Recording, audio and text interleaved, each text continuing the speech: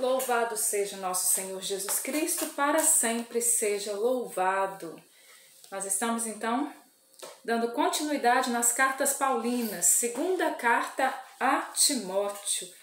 Segunda carta a Timóteo, capítulos 1 e 2. Pega aí a sua Bíblia e vamos juntos então meditar na palavra de Deus, para que o nosso coração seja alimentado neste dia com a santa palavra de Deus. Rezemos juntos. Pelo sinal da Santa Cruz, livrai-nos Deus nosso Senhor dos nossos inimigos, em nome do Pai, do Filho e do Espírito Santo. Amém.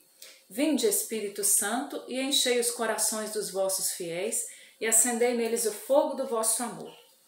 Enviai-nos, ó Pai, o vosso Espírito, e tudo será criado, e renovareis a face da terra. Oremos. Ó Deus, que instruíste os corações dos vossos fiéis com a luz do Espírito Santo, fazei que apreciemos retamente todas as coisas segundo o mesmo Espírito e gozemos sempre de sua consolação por Cristo Senhor nosso. Amém. Então vamos lá, segunda carta a Timóteo. Paulo começa, como sempre, com uma saudação, e ele saúda então Timóteo, que ele chama de filho caríssimo, no versículo 2. E ele diz: graça, misericórdia, paz da parte de Deus Pai e de Jesus Cristo nosso Senhor. Dou graças a Deus, a quem sirvo com pureza de consciência, tal como aprendi de meus pais, e me lembro de ti sem cessar nas minhas orações, de dia e de noite. Quando me vêm ao pensamento tuas lágrimas, sinto um grande desejo de te ver, para me encher de alegria. Conservo a lembrança de tua fé tão sincera, que foi primeiro da tua avó Loide e da tua mãe Eunice, e que, não tenho a menor dúvida, habita em ti também. Então Paulo aqui, ele vem tomar a realidade da família de Timóteo, né? Então nós sabemos aqui o nome da avó de Timóteo, Loide, e o nome da mãe de Timóteo, Eunice, né? E nós sabemos o que então? Que elas foram convertidas ao cristianismo, né? O pai de Paulo, ele era pagão, e a mãe de Paulo era judia. E ela então se converteu ao cristianismo. Então tanto a avó quanto a mãe eram cristãs, e elas transmitiram essa fé a Timóteo. Transmitiram a fé que elas receberam a Timóteo. E Paulo vai dizer que a mesma fé que ele sabe, que ele acredita, que a mesma fé que havia no coração da avó, que havia no coração da mãe de Timóteo, tem também no coração dele. Foi plantada por elas no coração dele, foi cultivada por elas no coração dele. Daí nós vemos a importância de nós educarmos os nossos filhos na fé cristã, na fé católica, na fé que nós professamos. A importância de cultivarmos a fé no coração dos nossos filhos, né? Desde crianças. Hoje em dia existe, né, por aí, e até tem querido já, e tem se legislado isso em alguns lugares, tem querido se legislar nos países, né, nas nações, que nós não devemos transmitir a nossa fé aos filhos, que precisamos esperar eles fazerem 18 anos para que eles decidam, né? Isso não é algo que é incentivado a nós pela palavra de Deus. Nós somos incentivados a transmitirmos a nossa fé aos nossos filhos. Não só incentivados, eu digo, nós temos a obrigação. Nós temos a obrigação. Quando nós nos casamos na igreja, nós fazemos promessas, não é verdade? Dentro dessas promessas, uma delas é educar os filhos na fé católica. É isso que a gente promete lá no dia do nosso casamento, né? E que a gente sustenta no dia que nós levamos nossos filhos para batizar, e ao longo da nossa vida nós vamos então levando essa realidade adiante. É a nossa obrigação. É a nossa obrigação educarmos os nossos filhos na fé católica, né? Na fé que nós recebemos. Então peçamos a Deus esta graça. Vamos continuar no versículo 6. Por esse motivo, eu te exorto a reavivar a chama do dom de Deus que recebeste pela imposição de minhas mãos. Por este motivo, eu te exorto a reavivar a chama do dom de Deus que recebeste pela imposição de minhas mãos. Esse versículo me remete a um livro do Monsenhor Jonas Abib, um livro maravilhoso que se chama Reinflama o Carisma. Se você não teve a oportunidade de ler ainda, eu te digo, seria muito bom se você lesse, né? É bom que a gente tenha conhecimento dessas coisas. É um livro maravilhoso, né? Onde o Padre Jonas diz, reinflama o carisma. Retomando justamente isso aqui, reinflama o carisma de Deus que está em ti. Reinflama a chama do dom de Deus que está em ti. Esse é o chamado de Deus. Foi o chamado de Deus para Timóteo através de Paulo e é o chamado de Deus para mim e para você nesse dia. Que o Espírito Santo neste dia reinflame a chama do dom de Deus que está em nós. Que o Espírito Santo nesse dia reinflame o carisma que está em nós. Nós te pedimos isso, Espírito Santo, neste momento, rezando com a palavra de Deus, rezando com a tua palavra, com aquilo que tu vens falar ao nosso coração. Que tu possas fazer acender a chama do dom de Deus que está em nós. Que o Senhor faça acender, Espírito Santo, a tua chama, a chama do carisma que tu colocastes em nós, que tu possas inflamar este carisma, que tu possas reavivar essa chama, Espírito Santo. Nós te pedimos essa graça. E o versículo 7 vem dizer, pois Deus não nos deu um espírito de timidez, mas de fortaleza, de amor e de sabedoria. Então nós não recebemos um espírito de timidez, para que nós fiquemos acuados, para que nós fiquemos sempre na retaguarda, não. Nós somos chamados, como até a gente escuta muito aquele psiquiatra, esqueci o nome dele agora, famosíssimo, que ele fala para a gente assumir o palco da nossa vida. Minha memória é péssima, gente. Talvez eu lembre aqui ao longo do vídeo, mas ele tem até muitos livros brasileiros. Talvez você já tenha até se recordado aí, porque ele fala muito sobre isso, de assumir o palco da nossa vida, né? Deus nos chama a assumir o nosso protagonismo, mudando aqui um pouco, né, o termo e assumindo aqui um termo dos documentos da igreja, assumir o nosso protagonismo no mundo. Nós precisamos ser protagonistas, os protagonistas de uma nova evangelização. Precisamos. É urgente que nós assumamos este protagonismo da evangelização. É urgente que nós assumamos aquilo que Deus nos pede para fazer. Muitas vezes nós não queremos, muitas vezes nós fugimos, nós somos como Jonas, muitas vezes a gente quer, Deus manda a gente para Nínive e a gente vai para outro lugar, porque a gente não quer fazer a vontade de Deus às vezes, mas na vontade de Deus está a verdadeira alegria para a nossa vida, né? Então que nós não tenhamos medo, que nós possamos perseverar na graça de Deus. São Paulo continua dizendo, não te envergonhes, portanto, do testemunho de nosso Senhor, nem de mim, seu prisioneiro, mas sofre comigo pelo Evangelho, fortificado pelo poder de Deus. Deus nos salvou e chamou para a santidade, não em atenção às nossas obras, mas em virtude do desígnio da graça que desde a eternidade nos destinou em Jesus Cristo. E agora nos manifestou mediante a aparição de nosso Senhor Jesus Cristo e destruiu a morte e suscitou a vida e a imortalidade pelo Evangelho, do qual fui constituído pregador, apóstolo e mestre entre os gentios. É esse o motivo que estou sofrendo assim, mas não me queixo não. Sei em quem eu pus a minha confiança. Estou certo de que é assaz poderoso para guardar meu depósito até aquele dia. Toma por modelo os ensinamentos salutares que recebeste de mim sobre a fé e o amor de Jesus Cristo. Guarda o precioso depósito, pela virtude do Espírito Santo que habita em nós. Vamos parar aqui no versículo 14. Paulo vem falar do depósito da fé. A igreja nos ensina isso, né? O depósito da fé, gente. Vamos imaginar aqui, né? Vamos imaginar como mais ou menos seria isso.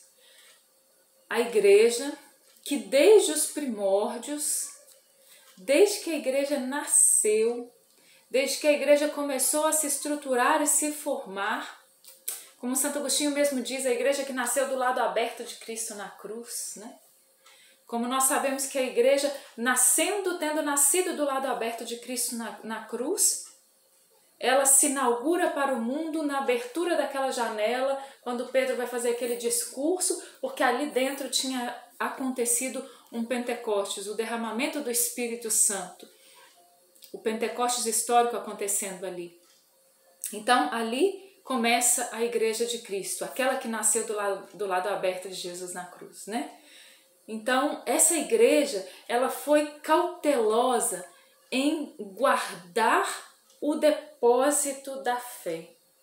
Essa fé que foi recebida toda do Cristo. Essa fé que nos veio do coração de Jesus.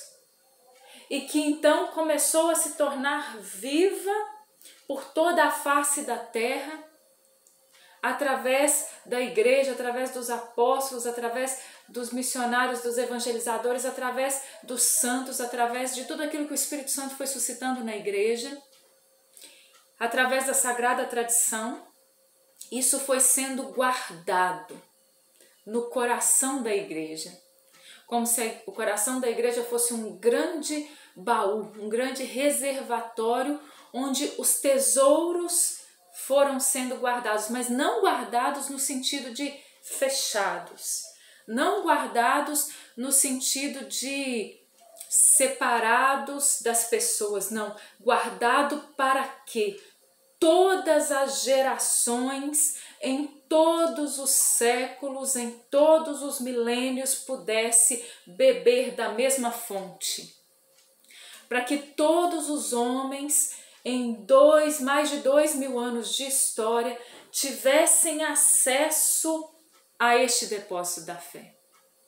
O Espírito Santo, desde os primórdios da igreja, ele inspirou então a igreja, pela graça que nos foi dada por Jesus Cristo nosso Senhor, a guardar a fé.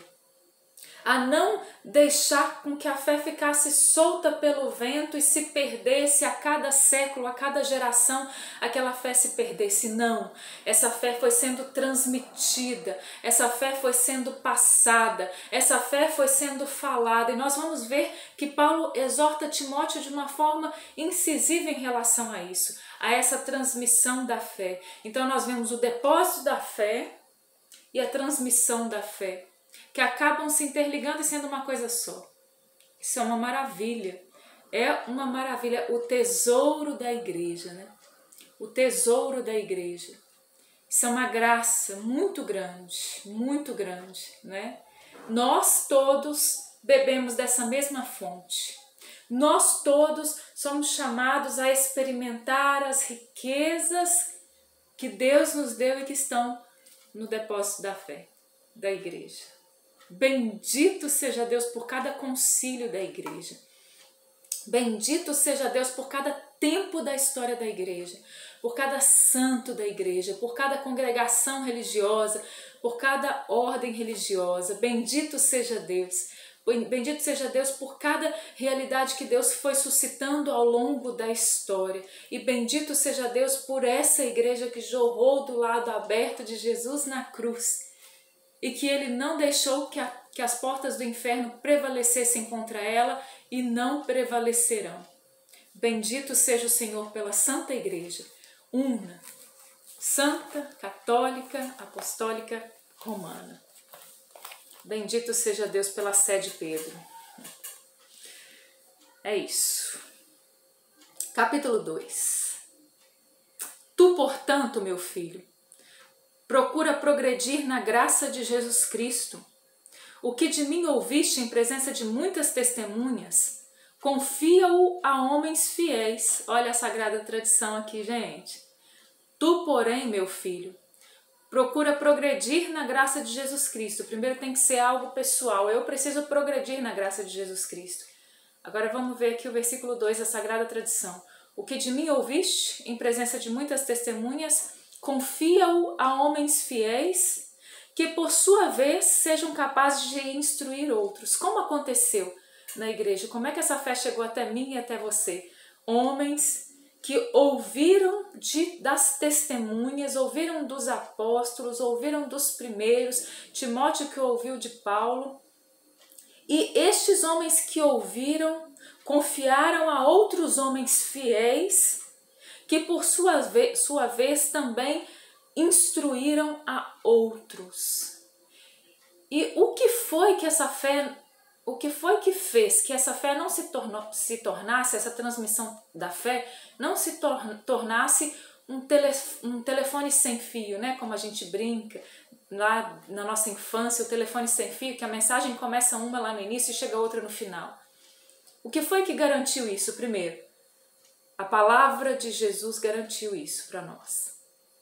Segundo, o Espírito Santo que manteve essa mensagem na igreja pura e que inspirou desde os inícios da igreja que isso fosse guardado. Compreende? Compreende? Nós temos aquilo que está escrito, nós temos a tradição oral, nós temos o depósito da fé, nós temos a graça, nós temos uma doutrina que foi rezada, que foi pensada, que foi olhada, que foi examinada. Por isso tantos concílios na igreja, não é? Não é uma fé qualquer. É isso que Paulo está dizendo aqui. Suporta comigo os trabalhos como um bom soldado de Cristo, ele continua dizendo a Timóteo. Nenhum soldado pode implicar-se em negócios da vida civil se quer agradar o que o alistou. Nenhum atleta será coroado se não tiver lutado segundo as regras. É preciso que o lavrador trabalhe antes com afinco se quer boa colheita. Nós precisamos ser fiéis. Até entrando aqui na questão da colheita, e Paulo dá esses 3 exemplos aqui, a própria palavra de Deus nos diz que muitos trabalharam, né? Ao longo de 2000 anos da igreja, muitos trabalharam na vinha do Senhor.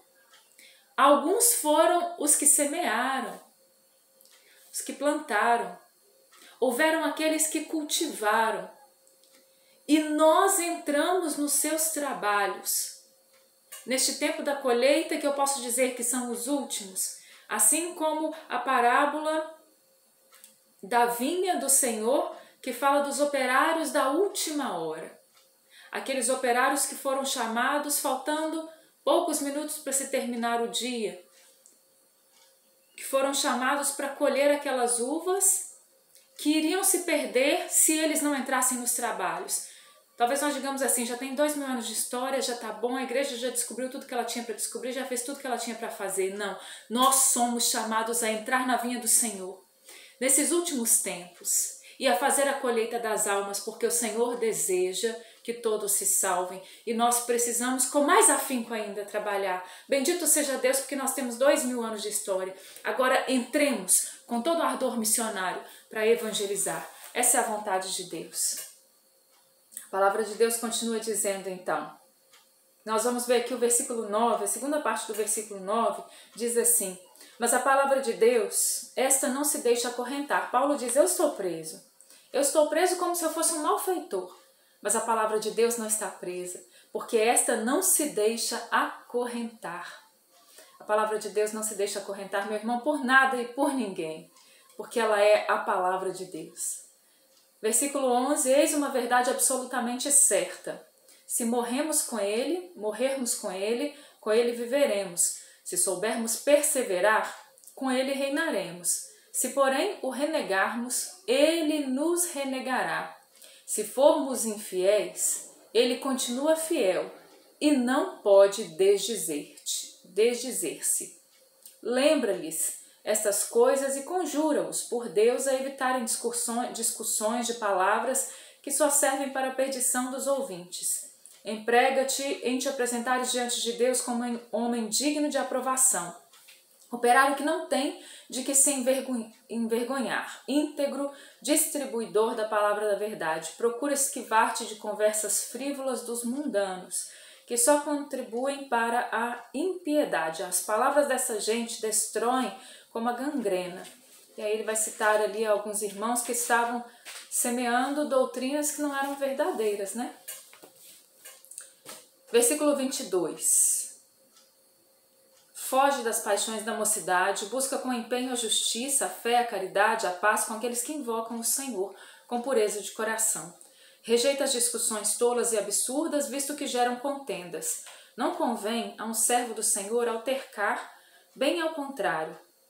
Seja ele condescendente com todos, capaz de ensinar paciente em suportar os males, e com brandura que deve corrigir. É com brandura que deve corrigir os adversários, na esperança de que Deus lhes conceda o arrependimento e o conhecimento da verdade, e voltem a si, uma vez livres dos laços do demônio que os mantém cativos e submetidos aos seus caprichos.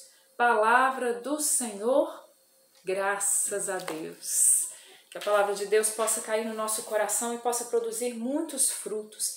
Que nós possamos mergulhar o nosso coração, que você possa ler então essa palavra integralmente, rezar com a palavra, que o Senhor nos leve a perseverar, meus irmãos, na graça de Deus. E que a graça de Deus ela nos leve a fazer aquilo que Deus quer, né? Que ela nos conduza pelos caminhos que Deus traçou para a nossa vida, que nós sejamos fiéis. Ave Maria, cheia de graça, o Senhor é convosco, bendita sois vós entre as mulheres, bendito é o fruto do vosso ventre, Jesus. Santa Maria, Mãe de Deus, rogai por nós, pecadores, agora e na hora da nossa morte. Amém. Glórias ao Pai, ao Filho e ao Espírito Santo, como era no princípio, agora e sempre. Amém. Em nome do Pai, do Filho e do Espírito Santo. Amém. Louvado seja o nosso Senhor Jesus Cristo, para sempre seja louvado.